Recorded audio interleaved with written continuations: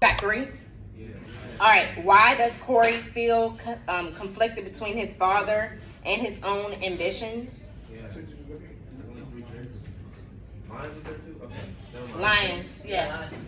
Okay. So again, each group will act out their assigned question. And after the scene, they will explain why they answered, y'all listening? Why they answered that question in that way, using specific references from the play. So again, you guys have the question, you guys are going to act out the answer, and then one person is going to narrate the entire group to explain why you guys answered the question the way y'all answered the question. So one person doesn't have to act out if they don't want to, but they will have to explain. Everybody has to talk. So all the shyness and stuff, y'all gonna have to figure out how to get over that, because eventually you will have to do presentations where you have to get up and speak. And I think because we're in the 4th quarter, we all are pretty much like, we know each other. So it shouldn't be as bad. So group 1, which is you guys, right? Loretta, what you doing? You supposed to be back here. Group 1, the question says, why does Troy Maxson struggle with accepting change in his life? So you're going to act it out. The group could be perform a scene. Now this is just a suggestion. Where Troy's having a conversation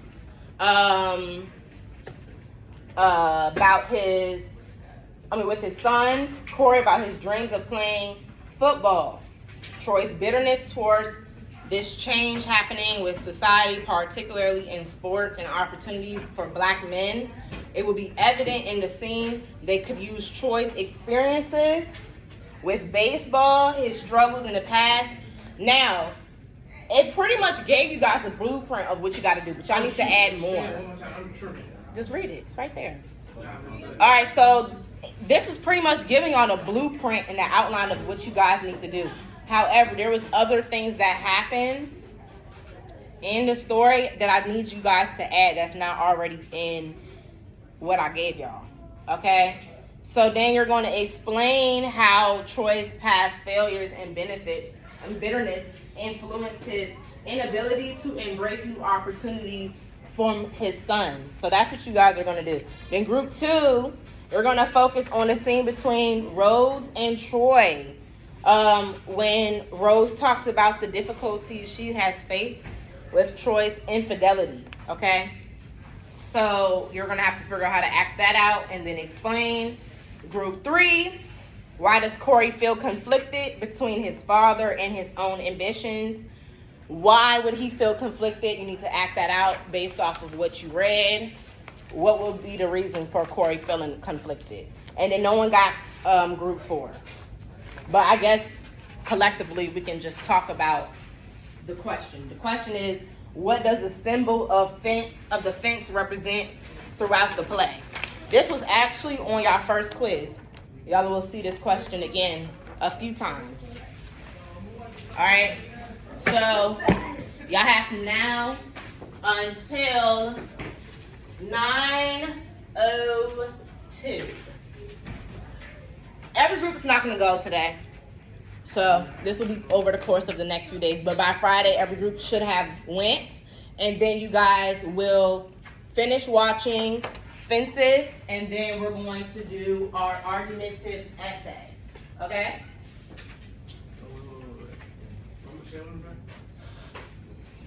Everything? Finish watching Fences.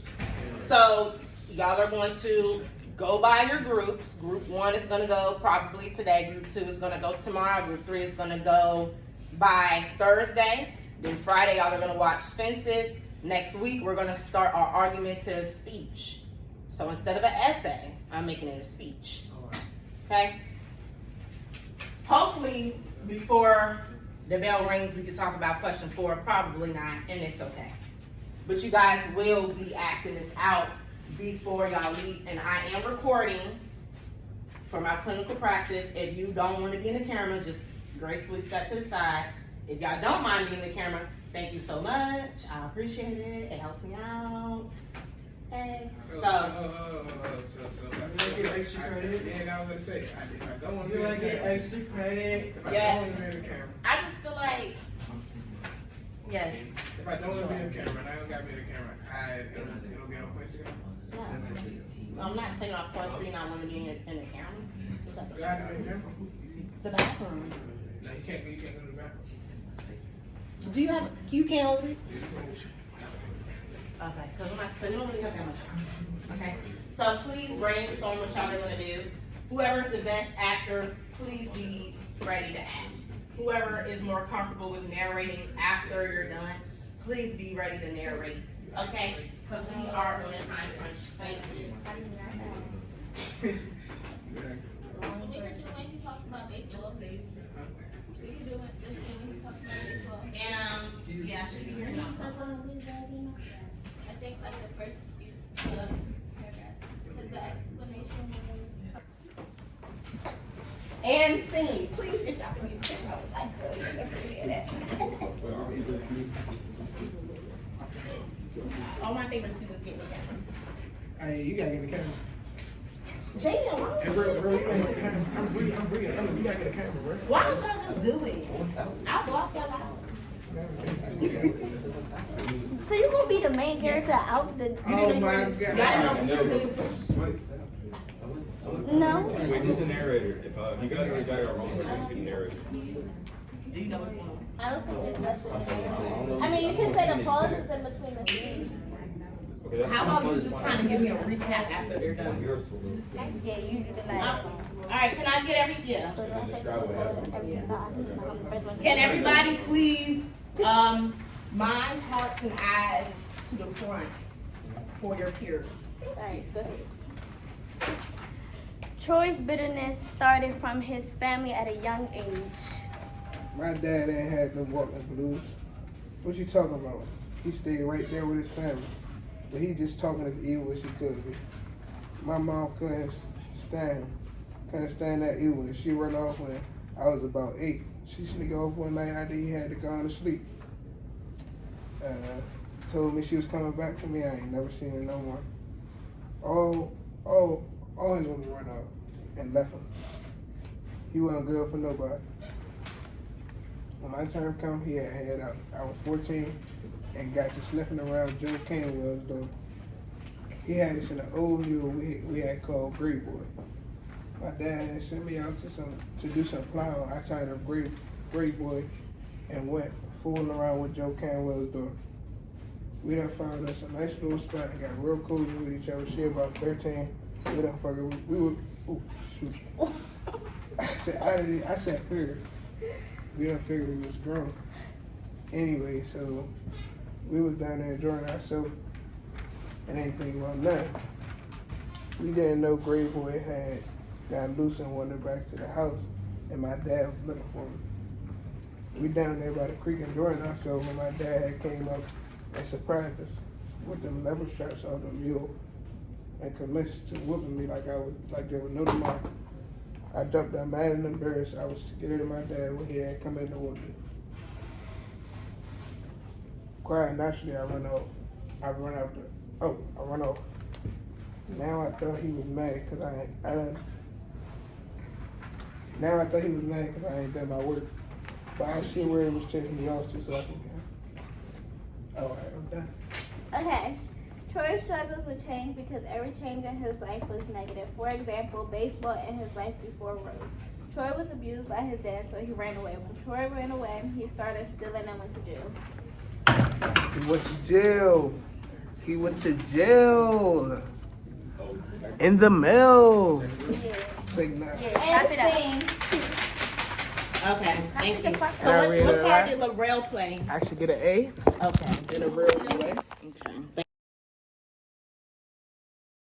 All right. So this is group number 2. The question is, how does Rose Maxon represent both strength and sacrifice in the play? So you guys are going to focus on this scene between Rose and Troy, and just think about the different things that's been going on with Troy's infidelity, and you guys can go ahead and sing. Just for the audience, group 3, not group 2, that was my mistake.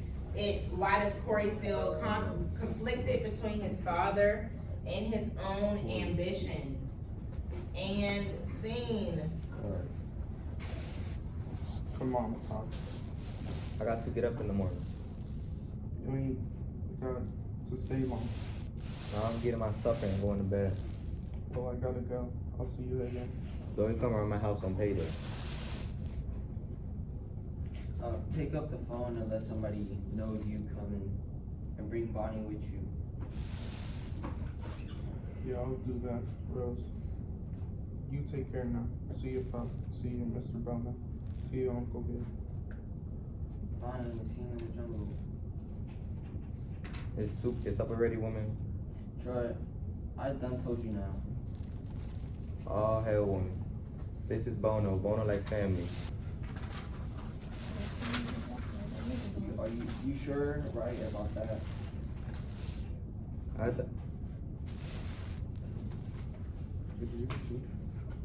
Wait, so real quick, let's refer back to the question again.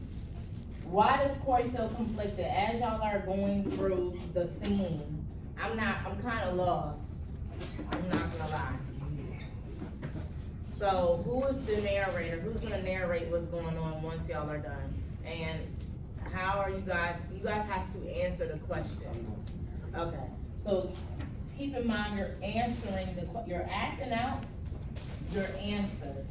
So I don't know if y'all got confused with what y'all are supposed to be doing, but y'all are supposed to be answering what you're acting out. So I don't know if you're able to answer that if you're just reading the book. So this is what I'm gonna give y'all. I'm gonna give y'all 5 minutes to figure out how to answer this question. Why does Corey feel conflicted between his father and his own ambitions by acting it out? Think about what we've read overall. So go sit back down. And we're gonna resume with that.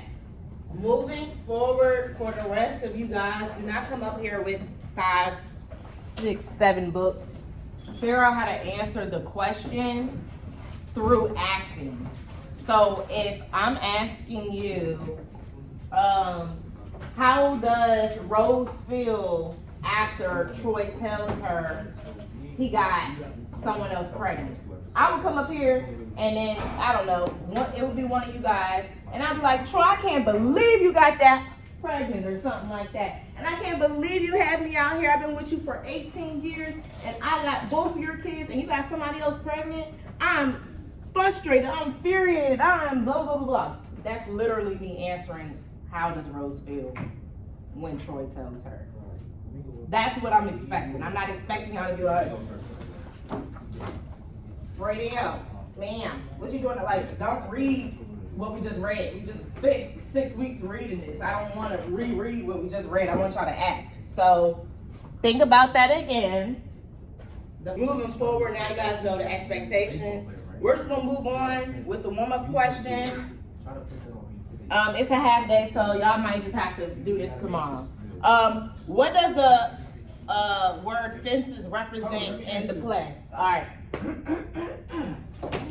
Let me tell you, and I need to get an A. Extra credit. Extra credit. Look, I said I think like the fences is like a barrier. You know what I'm saying? Mm-hmm. For like a physical barrier and like a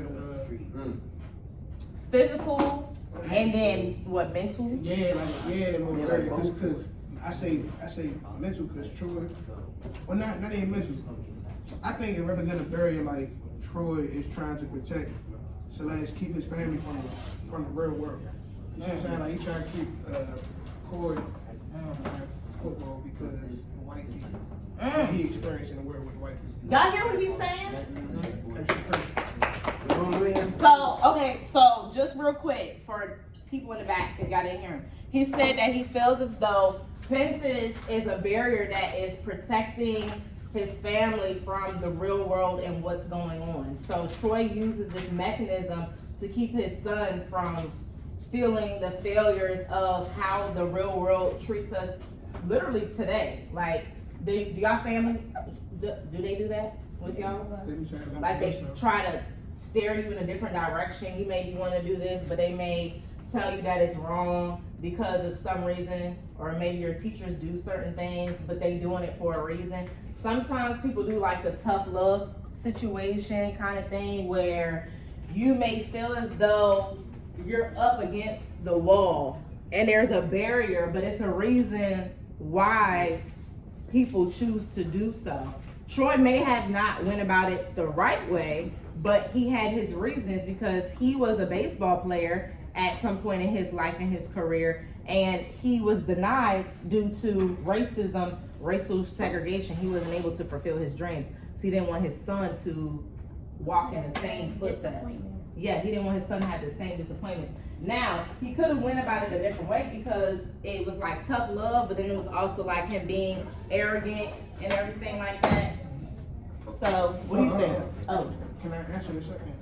wait, What's the hold thing? on. Let me, I please think don't. it's like, I think it's like multiple, cause like I think it represents a barrier to protect them too. Yeah. And like I think it represents like him, like his baseball career, like a barrier, like cause like it was more like they ain't set up blacks like baseball blacks. Okay.